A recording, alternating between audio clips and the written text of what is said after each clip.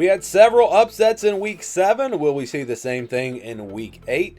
It's time for Upset Alert, and we're going to take the 8 games that we think are most likely to be upsets, where the point spread is more than a field goal. So if it's a field goal or less, it's not really an upset. But yeah, we're taking the 8 games we think are most likely to be upsets.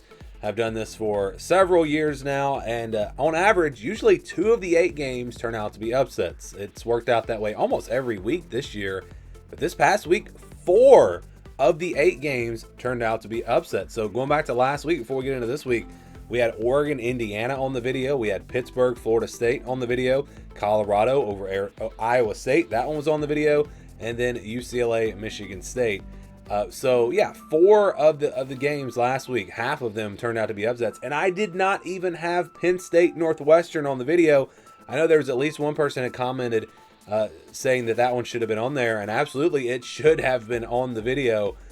I just didn't see that coming. I really thought Penn State would bounce back after the loss, and now James Franklin's gone. So I mean, what a disaster at Penn State this year. So yeah, we missed that one. That was the big upset that we did miss. But still, I mean, if we had that one on there, it could have been 5 of the 8 games upset. So will that happen again this week? Will we see a bunch of upsets? We'll see. Let's get into them now. And by the way, I did say preseason, I'm on record. I think I said this multiple times. Northwestern is going to get somebody. They're going to upset somebody. And I think I had them beating Michigan. But maybe Penn State's the team that's the big upset for them. So let's get into it now. We're going from the least likely to most likely, in my opinion.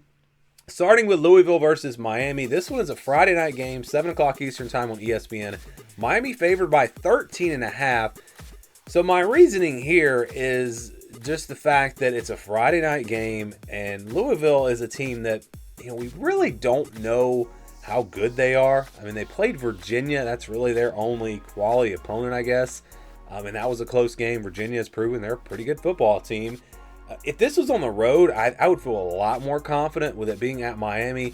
You feel pretty good about Miami. I believe they're coming off of a bye week as well. So they should be locked in here. But again, Friday night, it's just crazy things happen on these weeknight games. But with them having a bye week, I mean, I don't really see an upset here. Miami has been one of the more consistent teams in college football. But it's more about Louisville and what we don't know about them. That's why I at least wanted to mention this game. Next, we've got Nebraska, Minnesota, 8 o'clock Eastern time on Fox. Nebraska favored by 9.5. So this is one of those games where the underdog is going on the road, the underdog is at home. Favorite is going on the road. Minnesota, underdogs at home.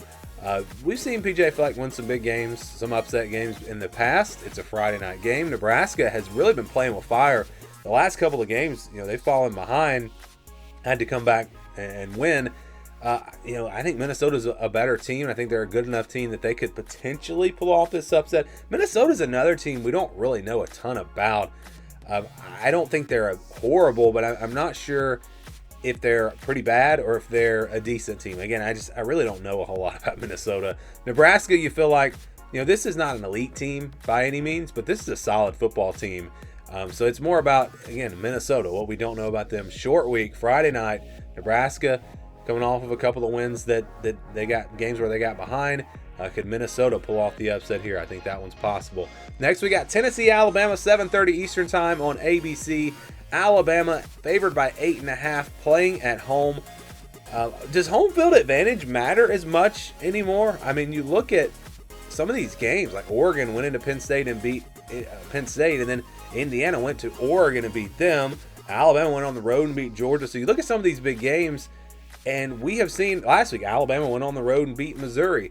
We have seen some Georgia. I mean, I just keep thinking of these games. Georgia went on the road, beat Tennessee. We've seen road teams win a lot of big games this year. So just because this game's at Alabama, I don't think you can write off Tennessee. It's a good Tennessee team. Joey Aguilar, again, we talked about him really taking the reins of this offense, and I think it's a Tennessee team capable of winning this game. I think Alabama, the way they're playing right now, though, I mean, you've got to get pressure on Ty Simpson if you're going to slow down this offense. I think that's going to be tough to do. I lean towards Alabama in this game, but Tennessee is good enough. It's a rivalry game. Maybe we see another road upset. Again, we've seen a lot of them so far this year in these big games. Maybe we see one in this one. Next, we've got Oklahoma at South Carolina. This one is on the SEC Network. Game's at 12:45 Eastern Time. Oklahoma's favored by 5.5. It just kind of feels like South Carolina is due for one. They've lost. They've been somewhat competitive in some of these games, but they have not been able to win really a big game yet. They're 3-3. Oklahoma did not look great against Texas. You wonder about John Mateer, and I know he said that the injury's not, no reason for him to play as poorly as he did. But maybe it's not the physical injury. Maybe it's just the time off. So the injury is affecting him, but it's more of a mental effect. South Carolina's a tough place to play. That place, when it gets rocking, this is one of the toughest places to play in all of college football.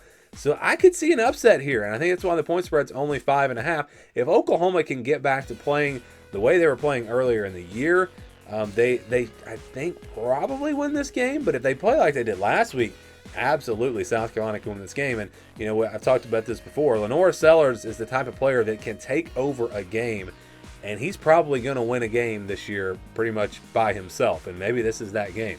All right, next we've got USC at Notre Dame. This one's at 7:30 Eastern Time. Primetime game on NBC. Notre Dame favored by 9.5.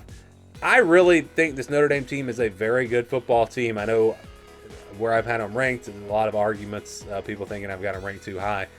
I just think they lost to two really good teams in two really close games. So I do like Notre Dame, but I think USC is better than maybe some people are giving them credit for. They had Illinois beat. I mean, they were very close to winning that game. They could be 6-0 right now, and then what would the point spread be? It might be, maybe they'd be favored, or maybe it'd be a field goal spread.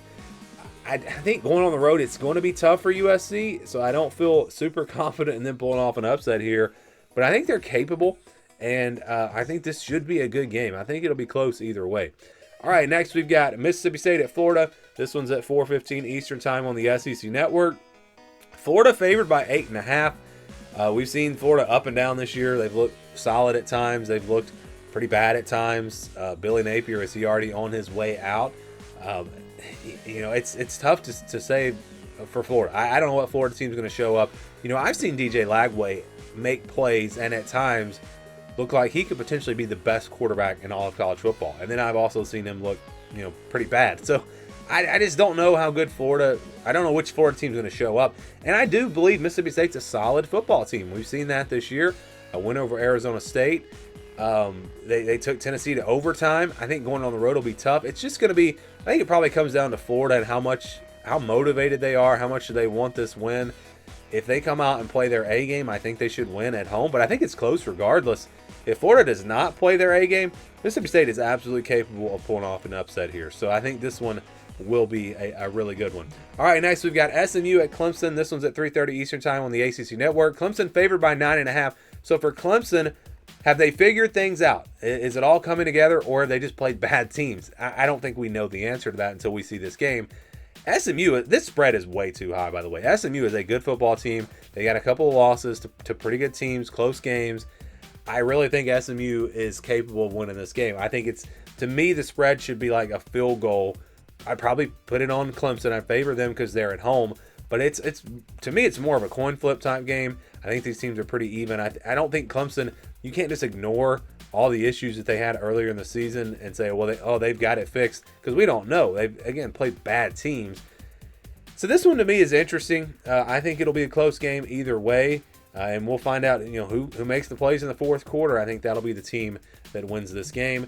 And then we got finally Washington and Michigan. This one is at noon Eastern Time on Fox, a big new game. Michigan favored by 5.5 at home.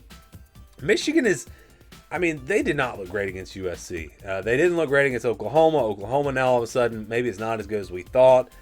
I just don't know how good Michigan is. And I really don't know how good Washington. These are two teams we really don't know how good they are. I think Michigan is a solid team. They're definitely at least an average team. Washington, I think, at least the same. But I think the upside for Washington might actually be a little bit higher.